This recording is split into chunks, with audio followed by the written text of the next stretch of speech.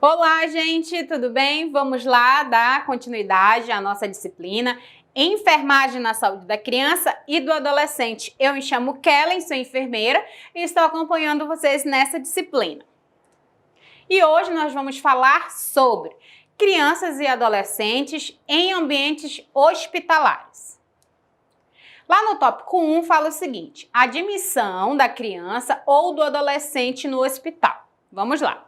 A hospitalização de crianças ou adolescentes podem ser experiências traumáticas, muitas vezes com efeitos prejudiciais permanentes, provocando uma crise familiar que se caracteriza por vários fatores: descontinuidade na satisfação das necessidades biológicas, psicológicas e sociais entre os membros da família, mudança no padrão, No padrão do papel de desempenho desempenhado pelos pais, aumento do grau de dependência de familiares por parte da criança doente, especialmente da mãe, aparecimento de sentimento de culpa e ansiedade na família. Então, todas as crianças, que têm a necessidade de ser internada, essa criança, ela já está num ambiente que não é o ambiente dela, não é a casa, não é o local que ela se sente seguro, Nós falamos sempre que a criança, ela começa a desenvolver a síndrome do jaleco branco. Ela não pode ver uma pessoa com um jaleco, que ela já pensa que alguém vai furar ou vai realizar qualquer procedimento que vá machucar. Então, é importante que a gente consiga criar um ambiente seguro para essa criança, enquanto ela estiver no ambiente hospitalar. Quando se conhece antecipadamente a necessidade de hospitalização, seja para uma cirurgia eletiva ou para procedimentos diagnósticos, a criança e seus pais devem ser preparados e receber informações adequadas sobre o que será feito e sobre os resultados esperados. Em uma emergência, o planejamento não é possível. Utilizar todos os recursos para amenizar a ansiedade dos pais. Então, quando essa criança ela vai realizar uma cirurgia que está programada, que os seus pais já sabem, a criança está realizando um tratamento, que essa patologia necessita de um procedimento cirúrgico, nós já vamos trabalhando a cabeça dessa criança, Vamos explicando tudo o que vai acontecer, tanto para essa criança como para os pais. É necessário a gente, o tempo todo, fazer o uso da comunicação. A comunicação é importante, tanto para a criança quanto para os pais. A criança, para se sentir segura, falar para a criança tudo o que vai acontecer, não mentir. Certo? A gente não pode mentir para a criança. A gente não pode dizer que não vai doer, a gente não pode dizer, vai ser só uma furadinha, só uma picadinha, você nem vai sentir. Você tem que falar a verdade, claro, objetiva, de forma que a criança possa entender, de acordo com a faixa etária da criança. É claro que uma criança com 6 anos, 7 anos, 4, 3, A criança ela já tem uma noção. Mas se você mentir para essa criança, ela vai ficar com medo de você e você não vai passar segurança. Os pais já se faz necessário explicar todo o procedimento, para que esse pai se sinta seguro e diminua a ansiedade em relação ao procedimento que vai ser realizado. Durante uma emergência, muitas das vezes nós não temos a condição de conversar com essa criança, até porque a emergência todo o tempo é precioso. Então, quanto mais rápido nós agirmos em relação aos cuidados necessários com essa criança, melhor para essa criança. É importante que a gente possa favorecer a adaptação da criança no ambiente do hospital, bem como o tratamento e o retorno ao lar o mais rápido possível. Lembrando que toda vez que você for fazer qualquer procedimento nessa criança, você tem que informar, tem que pedir permissão para tocá-la. Se essa criança estiver com um acompanhante, claro que ela vai estar com o acompanhante constantemente, você tem que informar o acompanhante, o responsável, aquele que está respondendo pelaquela criança naquele momento. O que você vai fazer com aquela criança, a medicação que a criança vai tomar e qual é o prognóstico em relação ao que você está fazendo naquele momento. As reações da criança diante da doença e hospitalização dependem de vários fatores, tais como idade, o desenvolvimento cognitivo, a habilidade em lidar com a situação, certo? Preparo e cultura. Vamos voltar bem aqui para vocês entenderem um pouquinho. Vamos lá, a idade. Cada criança tem uma fase. Existe a fase que a criança, Existem crianças que têm um desenvolvimento muito mais rápido, existem crianças que têm um desenvolvimento cognitivo mais devagar, mas, contudo, temos que ter a noção que cada criança está passando por uma fase e quando a criança está doente, ela fica ainda mais fragilizada, ok? O desenvolvimento cognitivo, a forma com que essa criança pode entender. Então, eu não vou falar, com coisinha de tati-bitate. Eu vou fazer com que essa criança me entenda de uma forma, muitas das vezes pode ser lúdica, informando aquilo que eu vou fazer com essa criança para que ela não se sinta insegura, ok? A habilidade em lidar com a situação. Eu não sei o que essa criança passa fora daquele ambiente. Então, eu tenho que, primeiro, sondar o terreno e ver como é o comportamento dessa criança. O preparo e a cultura, cada criança tem uma educação, cada criança tem uma cultura diferente, então isso tudo também influencia. E durante a admissão, durante a admissão que o enfermeiro deve informar a criança e seus pais sobre a rotina da unidade da internação. Então, quando nós formos receber essa criança, logo na hora da admissão, eu já vou informar para os pais o horário da visita, quantas pessoas podem ficar com essa criança, se só pode ficar uma pessoa, se for, dependendo, claro, se for uma unidade particular, uma unidade pública, isso tudo depende muito das normas da instituição, certo? Mostrar o ambiente e apresentá-los à equipe de enfermagem, procurando estabelecer um relacionamento amistoso. Lembrando que a enfermeira, ela é a gerente do setor, mas a equipe de enfermagem é quem vai ajudar que ela desenvolva todo o trabalho com essa criança e esse adolescente. A equipe de enfermagem é quem? O enfermeiro, auxiliar de enfermagem e técnico de enfermagem. Então, quando eu for admitir essa criança, quando a gente for fazer a internação, eu vou apresentar ela à minha equipe que está no momento. Quando for passar o plantão, a enfermeira que está no plantão já vai apresentar os outros técnicos de enfermagem e assim sucessivamente. É fundamental reconhecer que a admissão de criança ou adolescente no hospital exige do enfermeiro competência e habilidade para lidar com a situação que envolve esse paciente e seus pais. Nós temos que entender o seguinte: todo pai, toda mãe tem um instinto de proteção.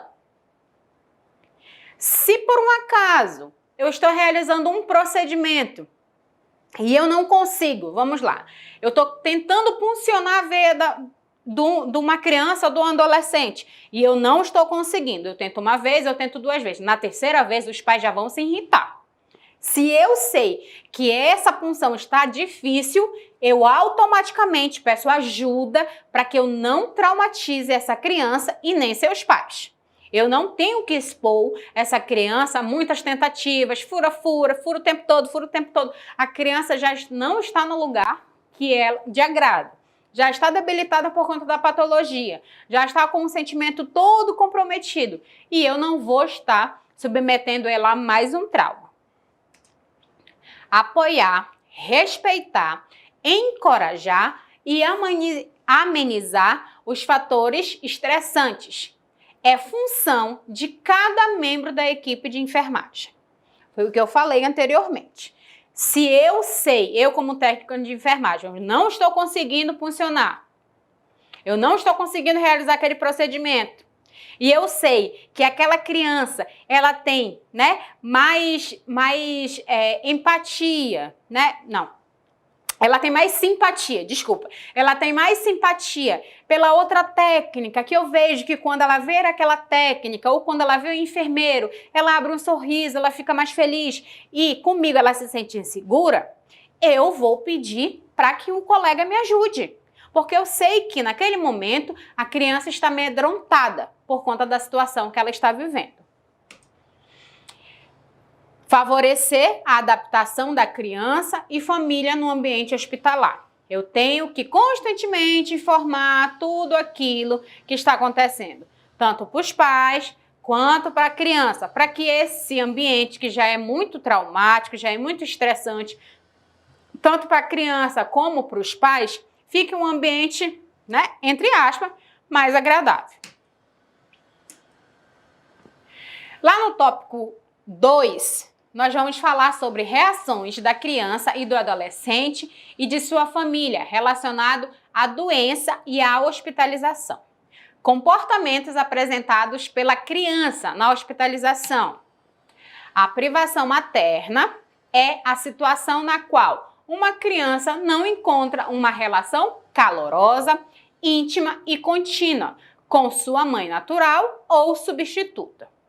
Se essa criança, naquele momento, não tem uma mãe, uma tia, alguém que está lá com ela e tenha uma afinidade com essa criança, tenha um amor, né? Que é aquele amor materno, recebe aquele carinho, isso tudo também pode comprometer todo o resto do procedimento dessa criança dentro dessa unidade. Porque sempre a criança ela tem que ter uma pessoa que ela se sinta segura.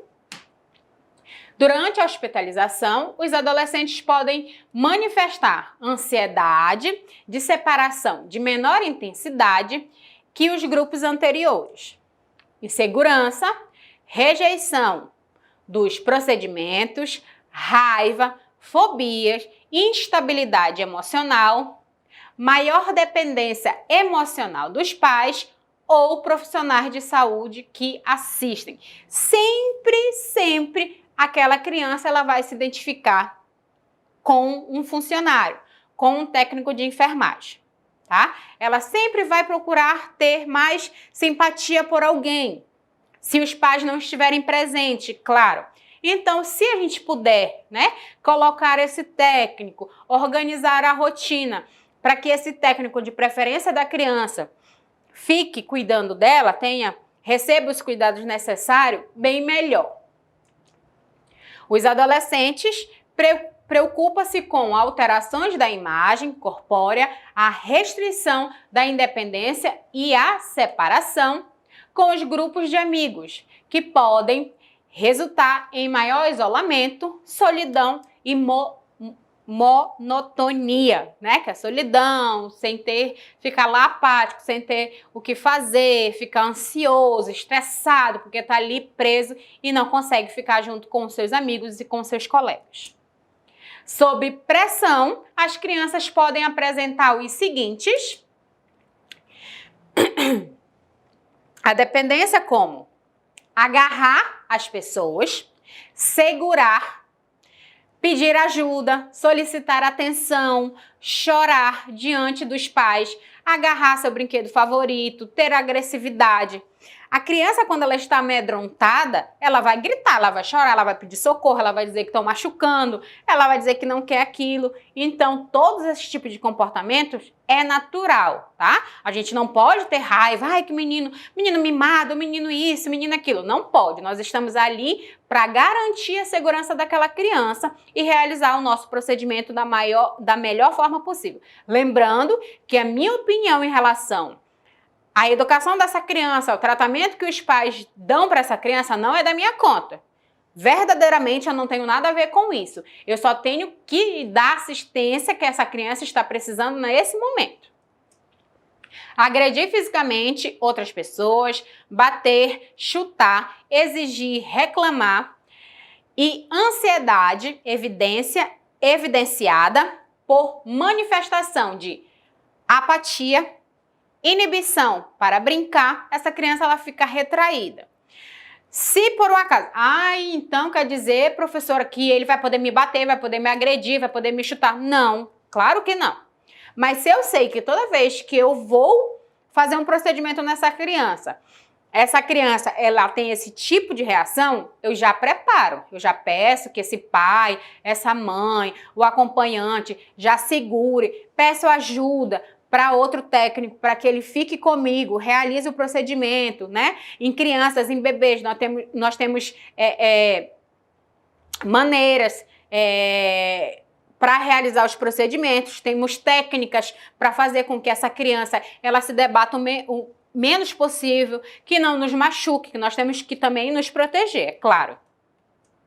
O choro prolongado, mau humor, desconfiança das pessoas, ação de chupar o dedo e masturbação.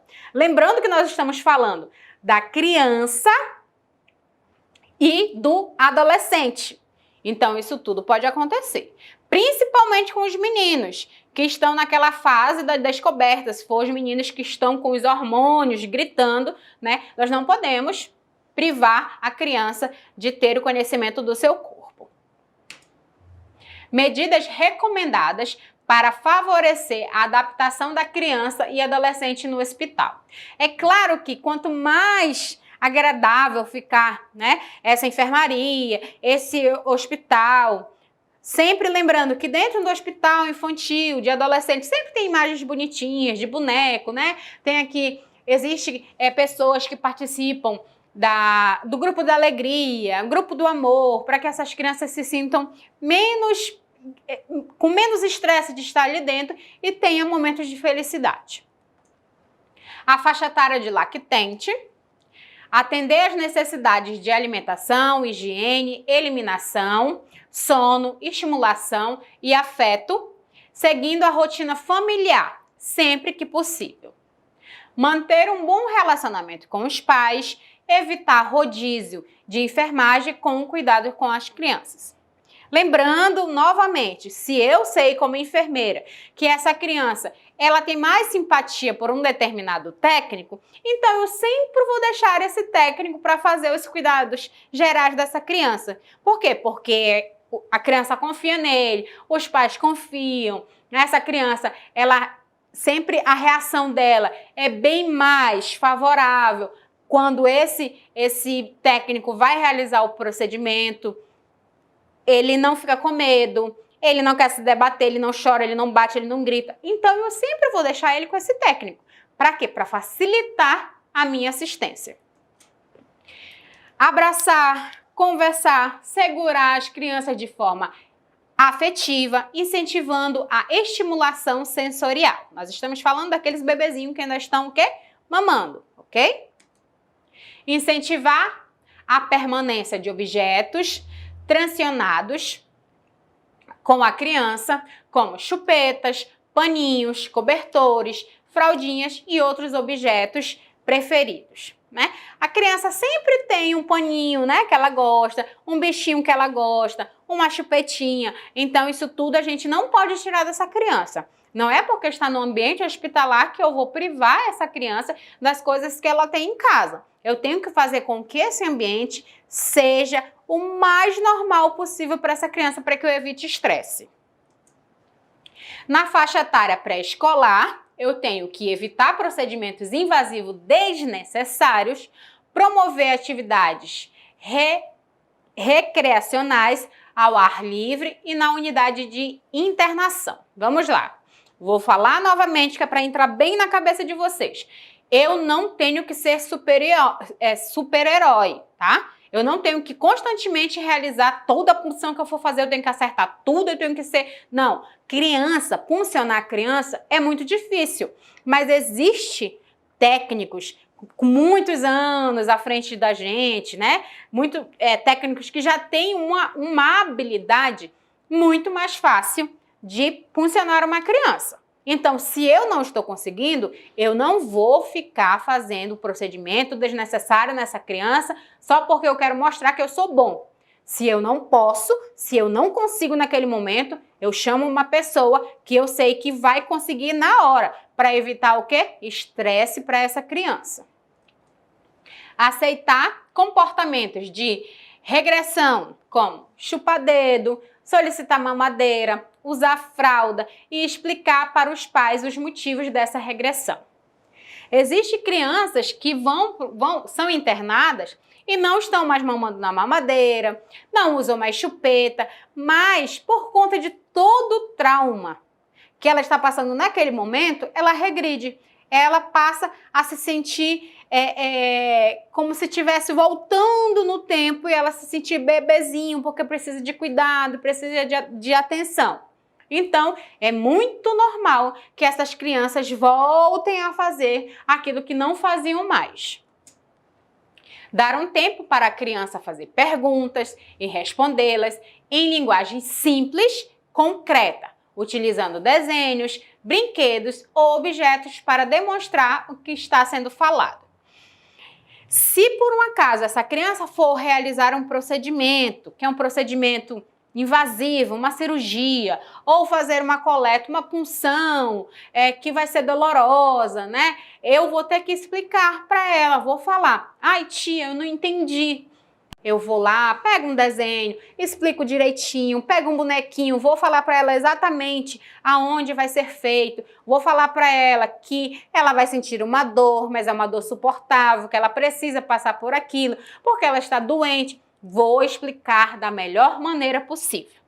Claro, sempre com acompanhamento dos responsáveis naquele momento.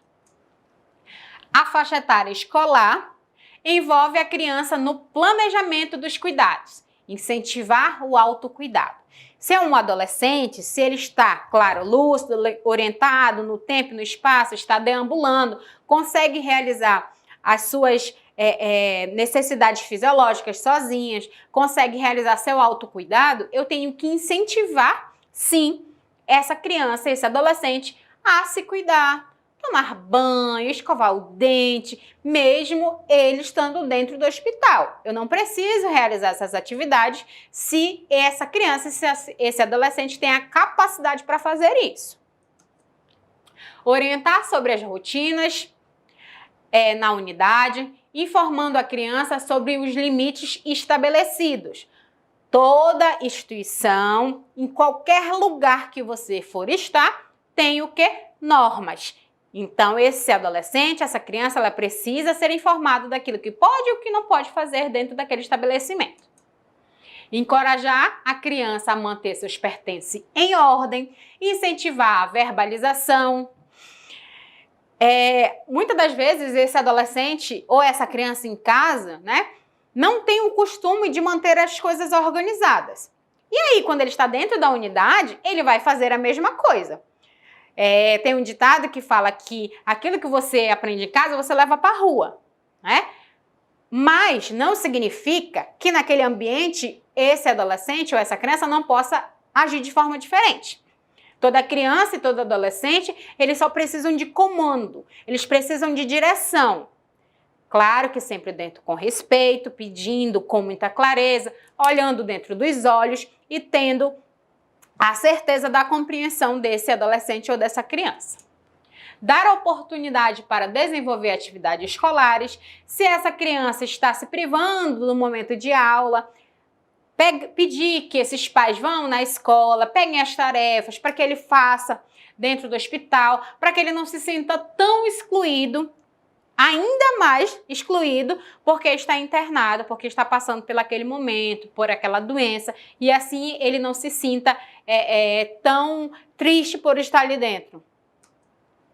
A faixa etária do adolescente, respeitar a privacidade no atendimento de suas necessidades, permitir o uso de suas próprias roupas, a ingestão de alimentos favoritos, respeitando as restrições nutricionais e estabelecendo os limites quando necessário.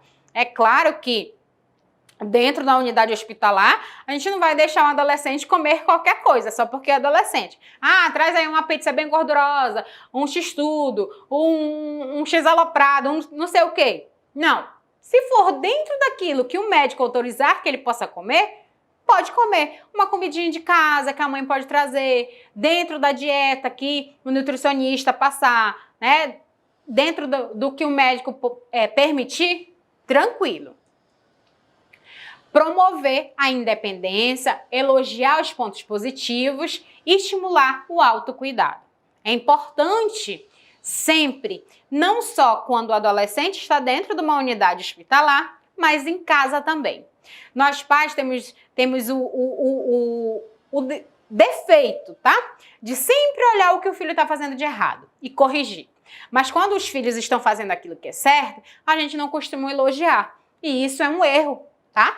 Toda vez que o seu filho fizer algo que ele venha falar para você, poxa mãe, poxa pai, olha o que eu fiz, não sei o quê, você tem que dizer, nossa, que coisa legal, incentivar para que ele não fique uma criança reprimida. Ou então, se ele vier falar para você, ah, tá bom, não fez mais do que tu devia fazer, tinha que fazer isso mesmo. Não, elogie. Todo mundo gosta de receber elogios, não é? Promover o contato com amigos, dar oportunidade para desenvolver e dar continuidade às atividades escolares. Durante as visitas, a gente pode permitir que, se os pais autorizarem, claro, os amigos da escola, né? Vão lá, visitem, para saber, para levar as novidades, falar do que está acontecendo no mundo lá fora, exteriormente, do que dentro de uma unidade, a gente não sabe se é de dia, se é de noite, muitas das vezes. Então, se ficar muito tempo, a criança ela vai ficando deprimida. Desenvolver programas de promoção à saúde, higiene pessoal, educação sexual e outros. Sempre, sempre nós vamos promover a educação e saúde. Lá no nosso tópico 3, nós vamos falar da abordagem da dor na criança e no adolescente. Tá? Aqui nós temos uma escalinha, que é como nós conseguimos identificar o quanto essa criança está com dor.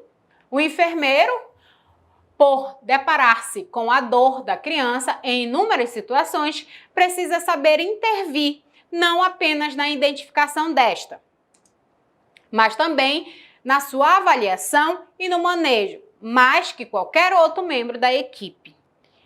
Lembrando que a pessoa, quando ela está com dor, todos os sinais vitais dela ficam alterados, tá?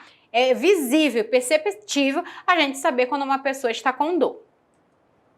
A dor aguda e crônica é de início recente e provavelmente de duração limitada.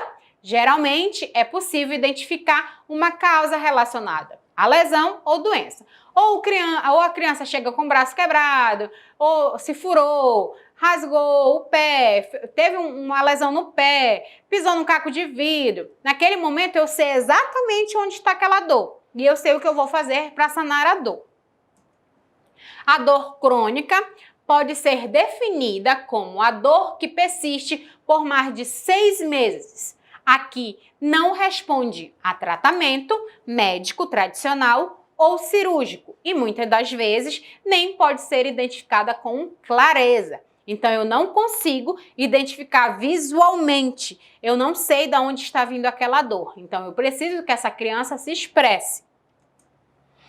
Aí nós temos a avaliação da dor na criança. O enfermeiro pode, sobretudo, influenciar o controle da dor na criança, ao ter autonomia para avaliá-lo e medicá-la quando sente dor, mediante a prescrição médica, claro, tudo de acordo com o que o médico prescrever.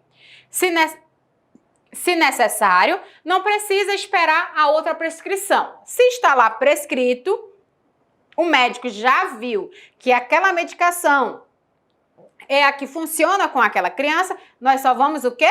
Pedir para que refaça de novo, porque a criança está sentindo dor e eu não vou deixar essa criança sentindo dor, sabendo que tem uma prescrição e tem uma medicação para dor para dar para essa criança.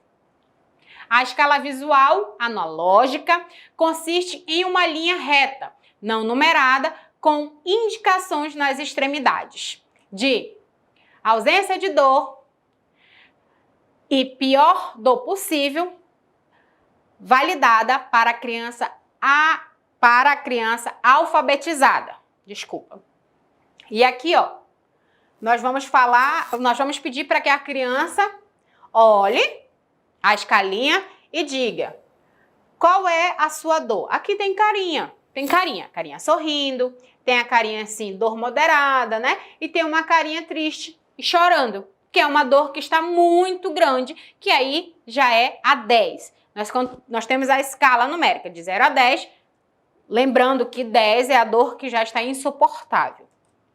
As escalas numéricas foram elaboradas para o doente graduar sua nota de dor em intervalos de 0 a 5 ou 10, onde 0 significa a ausência de dor e de 5 a 10 significa a pior dor imaginável.